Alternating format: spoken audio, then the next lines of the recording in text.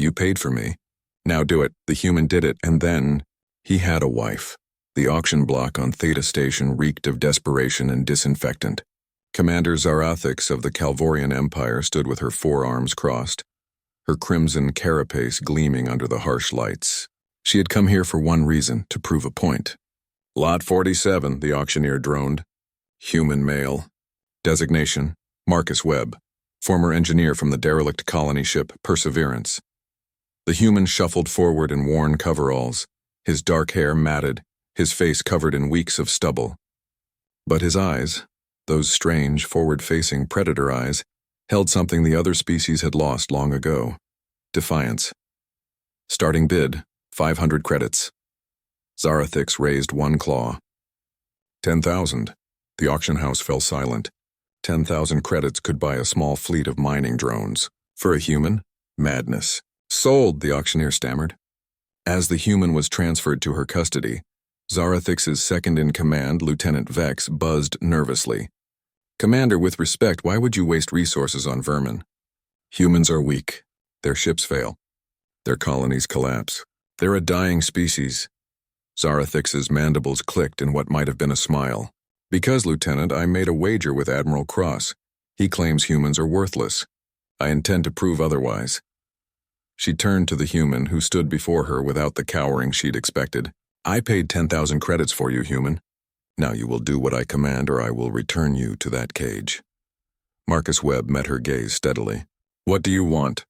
My flagship, the Crimson Talon, has been struck by a quantum core malfunction. Every engineer in my fleet has tried to repair it. All have failed. The core will cascade in 72 hours, destroying the ship and everyone aboard. She leaned closer. You will fix it, or you will die with the rest of us. Marcus was silent for a long moment. Then he said simply, Show me. The quantum core chamber was a nightmare of alien technology. Crystalline matrices pulsed with erratic energy, spewing radiation that would kill most species in minutes. Calvorian engineers had tried shielding themselves, working in shifts. Nothing worked. The core's harmonics were degrading, and no one understood why. Marcus stood at the threshold studying the chaos. Then he turned to Zarathix. I need 3 things. First, every schematic you have of this core. Second, a hazard suit. Doesn't matter if it only buys me 5 minutes. Third, coffee. Coffee? It's a human thing. Helps us think. Zarathix provided all 3, though the coffee required synthesizing from the ship's database. Marcus spent 18 hours reviewing schematics, barely sleeping, consuming cup after cup of the bitter black liquid. The Calvorians watched in fascination as the human's eyes reddened. His movements grew frantic, yet his focus never wavered. This is insane, Vex muttered. He's going to kill himself. Perhaps, Zarathix said quietly. But watch. On hour 68, 4 hours before Cascade, Marcus suited up. The radiation levels would cook him within 10 minutes, even with protection. He entered the chamber. Through the viewport, they watched him work. His movements were precise, almost frantic. He bypassed safety protocols, rerouted power conduits with his bare hands when tools failed, and at one point, physically climbed into the core's superstructure, something no sane being would attempt. Vex checked the sensors. He's dying in there. His cellular structure is, I know, Zarathix said, her voice strange. 8 minutes 9, the human suit was smoking now. Then suddenly the core's erratic pulsing smoothed. The harmonics stabilized. The cascade warning lights went dark. Marcus Webb stumbled out of the chamber and collapsed. When he woke in the medical bay 3 days later, Zarathix was there. Her carapace seemed somehow softer in the dim light. You did it, she said. Marcus tried to sit up, winced. Yeah, basic quantum harmonic resonance. Your engineers were trying to force the matrices into alignment. You can't force quantum states, you have to coax them. Gentle adjustments, not brute force. You risked your life. You paid for me. You said do it. So I did it, he met her eyes. That was the deal. Zarathix was quiet for a long moment. In Calvorian culture, a life debt was sacred. This human had saved not just her ship, but her honor. The wager with Cross, her reputation, everything. But more than that, he had done something impossible simply because he'd given his word. You are not what I expected, she admitted. Yeah, well, humans are full of surprises. Over the following weeks, Marcus remained aboard the Crimson Talon. Technically, he was still Zarathix's property, But the dynamic had shifted. He began consulting on other engineering problems.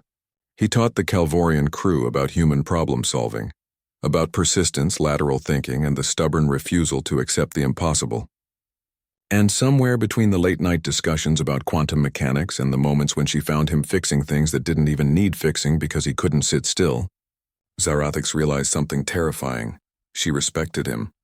More than that. It was Marcus who finally addressed it 6 months later, as they stood in the observation deck watching a nebula drift past.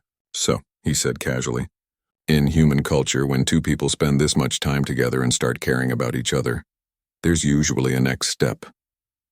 Zarathix's carapace flushed a deeper crimson. "I purchased you. The power dynamic is inappropriate. Then free me." She stared at him. "What? Free me?"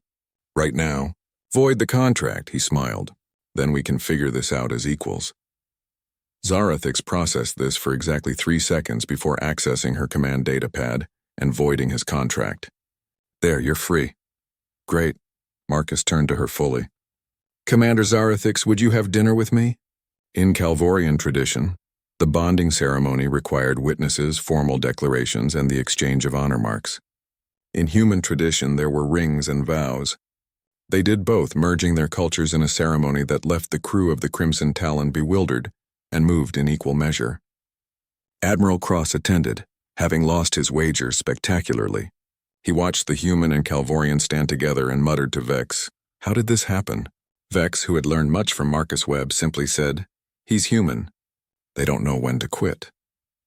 As Marcus and Zarathix sealed their bond, the human leaned close and whispered, "You know, you got a much better deal than you paid for."